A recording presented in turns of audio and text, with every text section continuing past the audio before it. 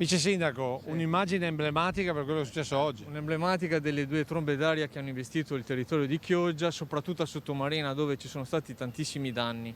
Due trombe d'aria negli stessi minuti per una devastazione che solo per fortuna non ha provocato vittime né danni alle persone.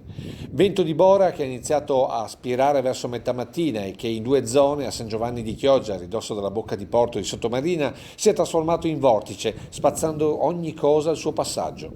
Danni importanti alle coperture, come per il bar della stazione, con il tetto parzialmente scoperchiato e la tettoia esterna volata sopra alcune auto in sosta.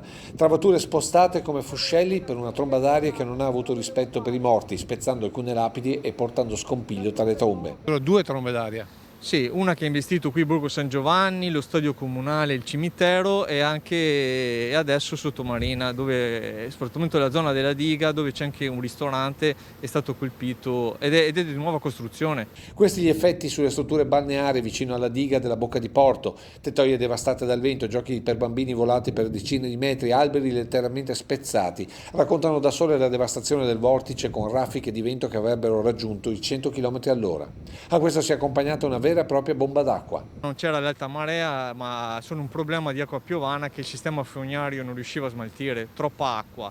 E il Mose e il Bemi Mose hanno retto, hanno fatto il loro lavoro. Quindi un combinato disposto tra un vento di Bora fortissimo e una bomba d'acqua. Sì, bomba d'acqua, forse anche più di una bomba d'acqua. È vento fortissimo e queste due trombe d'aria che hanno investito alcuni punti del territorio. Vento di Bora che ha continuato ad essere sostenuto per tutta la giornata in un alternarsi continuo di schiarite e nuvolamenti. Oltre una trentina gli interventi dei vigili del fuoco con rinforzi giunti da Cavarzere e da Mestre. Dopo il vento per Chioggia è iniziata la conta dei danni. Questa mattina le amministrazioni e gli uffici tecnici hanno fatto un sopralluogo per la conta dei danni e chiederemo, visto i danni così importanti, lo stato di calamità.